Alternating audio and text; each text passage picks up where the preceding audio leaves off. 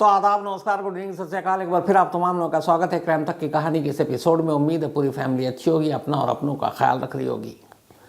कई बार सिस्टम इंसान को कैसे क्रिमिनल और फिर बड़ा क्रिमिनल बनाता है, उसकी मिसाल है आज की कहानी।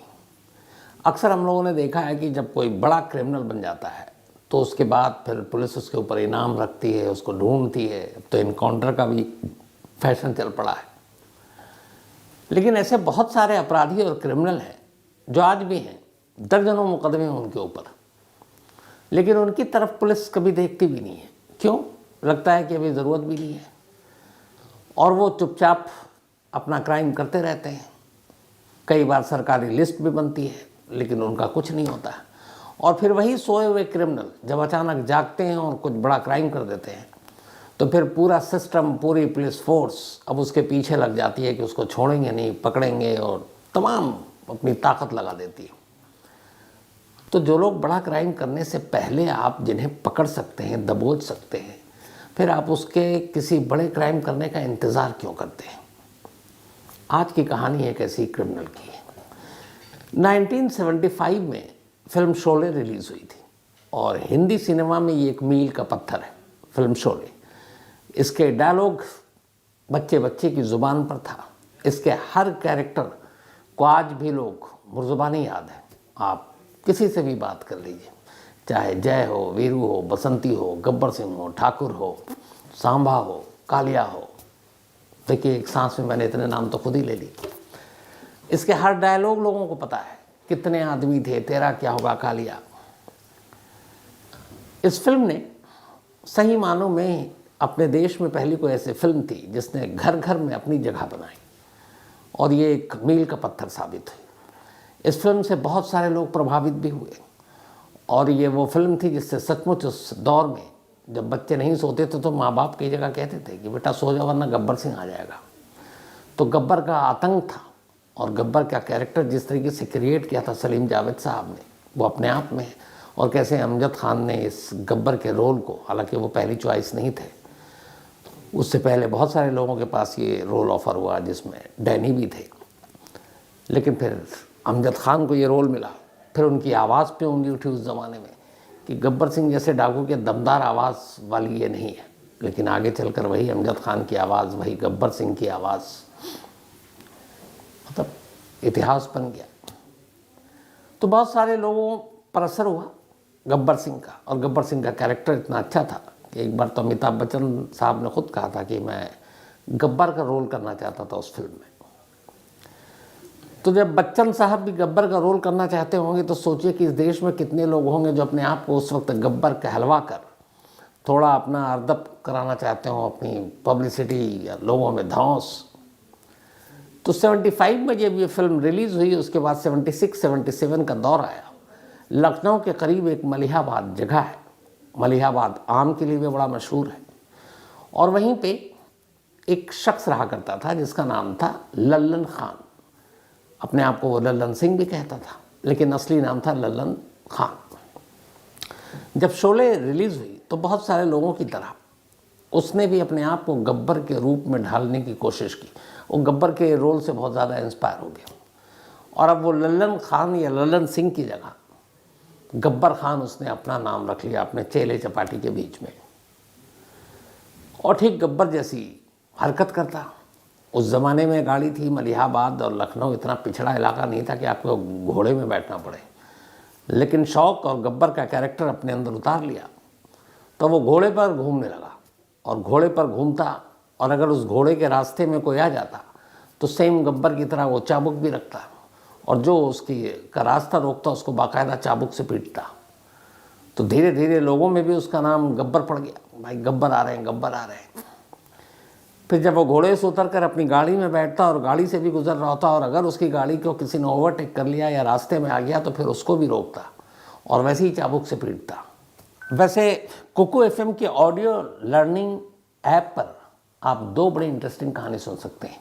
एक है छापामार, ये गोवा के अंडरवर्ल्ड की कहानी है, बहुत ही दिलचस्प कहानी। और दूसरी है मर्डर संक्रांति। मर्डर संक्रांति 6 साल पहले हुए एक ऐसे कत्ल की कहानी है जिसका कत्ल हुआ उसके दोस्तों को एक भूत परेशान कर रहा था। तो छापामार और मटर संक्रांति कुकू एफएम के ऑडियो लर्निंग ऐप पर आप ज़रूर सुन। तो कुकू एफएम देश का बेस्ट ऑडियो शो प्लेटफॉर्म है। 15 लाख से ज़्यादा इसके एक्टिव हिंदी पेड सब्सक्राइबर हैं।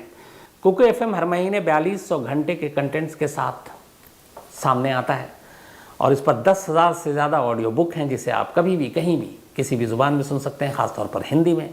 इसमें biography, business, crime, entertainment, politics तमाम बुक हैं। और क्राइम तक फैमिली के लिए ख़ास ऑफ़र है कुकू एफएम ऐप की तरफ से, और वो ऑफ़र है इस बार 50% डिस्काउंट। तो यानी आप पहले महीने के लिए सिर्फ 49 रुपीज़ में सब्सक्रिप्शन हासिल कर सकते हैं और 10,000 से भी ज़्यादा जो ऑडियो बुक का ख़जाना जहाँ चाहें जब चाहें सुन सकते हैं। और डिस्क्रिप्शन में लिंक है, तो लिंक में जाएं और क्राइम तक फैमिली के लिए क्राइम 50 कूपन कोड है, उसका इस्तेमाल करें और 50% डिस्काउंट पाएँ। 99 रुपीज़ का सब्सक्रिप्शन पहले मंथ के लिए सिर्फ 49 रुपीज़ में, क्योंकि वो गब्बर बन चुका था। 80s के दौर में शोले फिल्म रिलीज़ होने के 5 साल के अंदर अंदर लल्लन खान अब पूरी तरह से बदल कर गब्बर खान हो चुका था और पूरे उसके इलाके में जहाँ वो रहता था उसका नाम ही हो गया गब्बर। अब गब्बर की तरह ही जब बन गया तो उसे हथियारों का भी शौक़ हुआ। फिर उसने एक एक कर हथियार ख़रीदने शुरू किए, लेकिन उसे पता था पैसे थे कि वैसे हथियार रखेंगे तो शायद अंदर हो जाएंगे। तो उसने बड़ा एक अच्छा काम किया, सिस्टम का फ़ायदा उठाकर उसने एक लाइसेंस के लिए अप्लाई किया और लाइसेंस मिल गया। अब उसने कहा एक लाइसेंस है, एक लाइसेंस के नाम पे आप अपना हथियार रख सकते हैं। बट कानून और सिस्टम को चूना लगाने के लिए उसने एक लाइसेंस तो लिया एक, लेकिन हथियार अनेक। और वो बाकी हथियार चोरी छुपे अपने पास रखता और उसका इस्तेमाल लोगों को डराने, धमकाने, ज़मीन कब्जाने, मारपीट करने, यही सब के लिए करता। धीरे धीरे लोगों ने शिकायत करनी शुरू की, पुलिस में मामला जाने लगा। 80 से 95 के दौरान में ही करीब उसके ऊपर 30 से ज़्यादा मुकदमे दर्ज हो चुके थे। कई बार पुलिस गई। एक बार पुलिस घर पे जब छापा पड़ा, ऊपर से प्रेशर आया, तो उसके घर से सिर्फ अकेले 30 माउज़र मिले थे। 30 माउज़र किसी एक के पास से बरामद होना, ये उस इलाके में एक रिकॉर्ड था। खुद पुलिस वाले हैरान थे कि ये है क्या। अब 30 माउज़र देखकर उन्होंने पूछा, बाकायदा दरी पर बिठाकर उसकी तस्वीरें ली गई, तो पता चला हथियारों का शौक़ है गब्बर को और इसीलिए वो हथियार ख़रीदता है और निकलता है तो वही लाइसेंसी हथियार अपना लाइसेंस रखे रहता है कि भाई हमारे पास तो लाइसेंस है। लोकल पुलिस और बाकी लोगों को अपना थोड़ा सा पैसे दे दो, वो भी चुप, भैया लाइसेंस ही करने के घूम रहा है। जबकि लाइसेंस के नाम पे उसने दर्जनों इलीगल वेपन अपने पास रखे और उसी से लोगों को डराना, धमकाना, मारना, पीटना, अटेम्प्ट टू मर्डर, ये सारी चीज़ें, ज़मीन बेइंतहा कब्जा लिया। और उसके पर केस चलता रहा, लेकिन कुछ होना नहीं, जाता फिर बाहर आ जाता। एक हिस्ट्री शीटर के तौर पर इस गब्बर या लल्लन खान का नाम थाने में दर्ज था।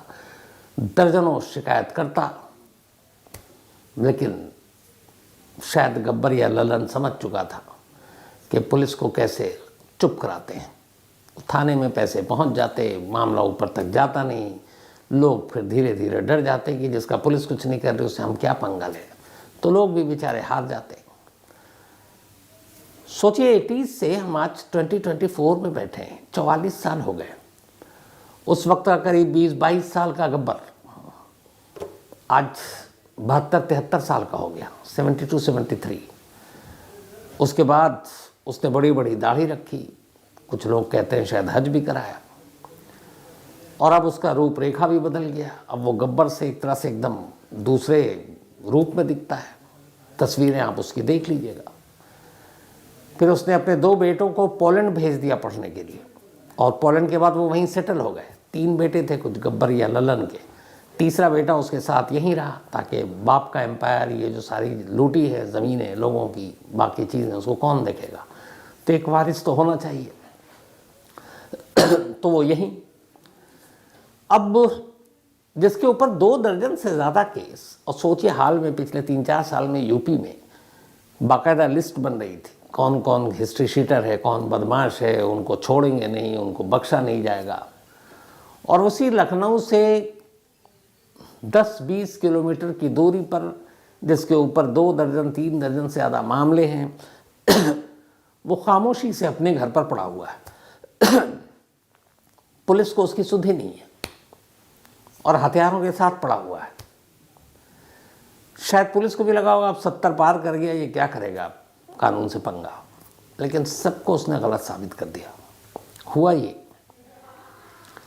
कि कल यानी कि 2 फरवरी को लखनऊ के करीब मलिहाबाद में जो लेखाकार होते हैं, बहुत सारे सरकारी अलग अलग कर्मचारियों के नाम होते हैं, जो ज़मीन की पैमाइश करते हैं, ज़मीन नापते हैं। गाँव में यही होता है कि भाई हमारी इतनी ज़मीन, हमारी इतनी ज़मीन, अब दूर तक तो ज़मीन दिख रही है, तो आप कैसे कहोगे कि इसकी सरहद क्या है, दीवार तो है नहीं। आप जब भी खेती की ज़मीन देखेंगे तो वहाँ बाउंड्री दिखाई नहीं देगी, वो एक मट्टी की पगडंडी होती है। उस पगडंडी के अंदर मान लिया जाता है कि इस पगडंडी के अंदर इसकी ज़मीन ही है, उसकी ज़मीन, और चारों तरफ से तो ज़मीन ही ज़मीन है।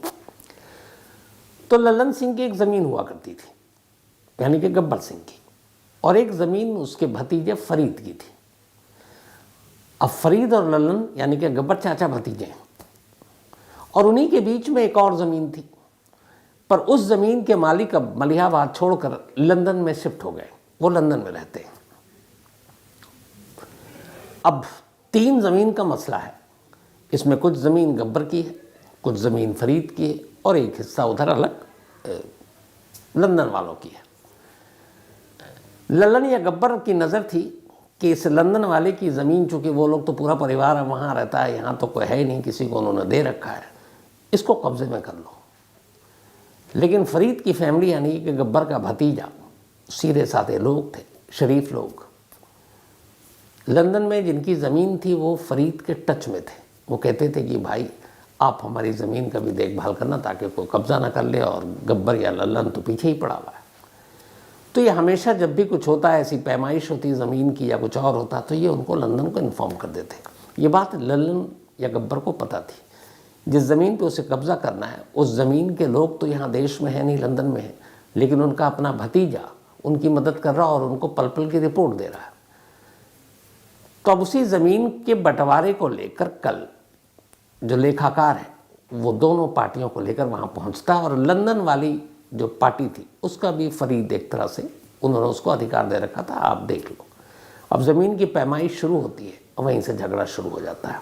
झगड़ा ये कि नहीं, ये इतना नहीं, इससे भी मेरा है, ये भी मेरा है, वो भी मेरा। तो बहस इतनी हो जाती कि वहीं पे चाचा भतीजे में झगड़ा हो जाता है। लेखाकार कहता है पहले आप लोग सुलट लो, हम दोबारा आएंगे अब पैमाइश के लिए। लेखाकार निकल लेता है, फरीद भी अपने घर लौट जाता है और गब्बर सिंह भी अपने घर चले जाते हैं। ये बात है कल दोपहर की। अब शाम के करीब 4:30 बजते हैं। ठीक 4:30 बजे फरीद अपने घर के अंदर था, उनकी पत्नी, बेटा और फरीद का भाई वो घर में थे। तभी एक थार जीप में गब्बर सिंह अपने इकलौते बेटे जो यहाँ पे है, बाकी तो 2 पोलैंड में है, और ड्राइवर और एक और शख्स, उसको लेकर फरीद के घर के बाहर पहुँचता है। घर के बाहर जाकर वो फरीद को आवाज़ देता है। चूँकि थोड़ी देर पहले झगड़ा करके आए थे तो घर वाले फरीद को बुलाते नहीं, बाहर ही फरीद तक आवाज़ भी नहीं गई, और वो कहते हैं कि अभी वो घर पे नहीं है, क्योंकि वो देख लिया उन्होंने गुस्से में, और गब्बर सिंह के हाथ में बाकायदा राइफ़ल है। राइफ़ल देखकर बेचारे घर वाले डर गए। तब फरीद का भाई और फरीद की वाइफ और बेटे वो खड़े में हैं। बेटा बेचारा छोटा, वो तो सिर्फ देख रहा है। तभी वो कुछ गुस्से में गब्बर सिंह बोलता रहता, और फिर अचानक जब फरीद का भाई उसे कुछ समझाने की कोशिश करता है, वो राइफ़ल उठाता है और सीधे गोली दाग देता है। पहली गोली फरीद की वाइफ को लगती है। जब गोली लगती है तो चीख पुकार मच जाता है। गली में कई लोग थे, वो अपने अपने दरवाजे बंद कर लेते हैं। इसके बाद अब बाप से बेटा वो राइफ़ल अपने हाथ में ले लेता है, फिर दरवाजे पर जाता है और फिर दूसरी गोली चलाता है, फिर तीसरी गोली चलाता है। फरीद का छोटा सा बेटा, उसको भी गोली लगी, फरीद के भाई, उसको भी गोली लगी, और इस तरह से उस दरवाजे पर 3 लाशें गिर गई थी।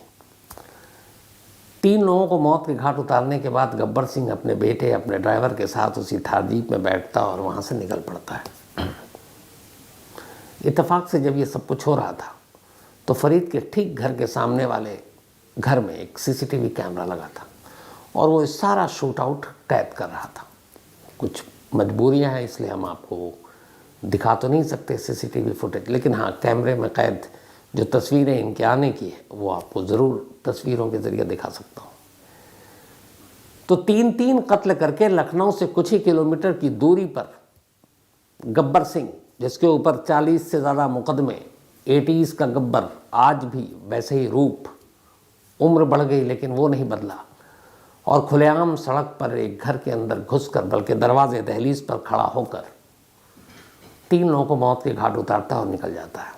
अब जब ये चीज़ होती है, पुलिस पहुंचती है, 3 लाश, पुलिस के भी हाथ पैर फूले, सीसीटीवी ने खैर मदद कर दी।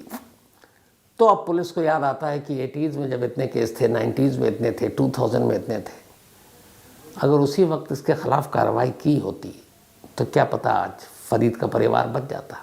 इधर जब गोली चली, फरीद अंदर था, गोली की आवाज़ सुनकर अब वो जब बाहर आया, तब तक गब्बर सिंह अपने बेटे के साथ निकल चुका था, इसलिए उसकी जान बच गई।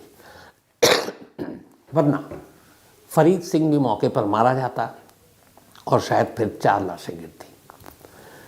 अब पुलिस तमाम दावे कर रही है हर तरफ कि पकड़ेंगे, छोड़ेंगे नहीं, बख्शेंगे नहीं, लेकिन अब इससे क्या फ़ायदा।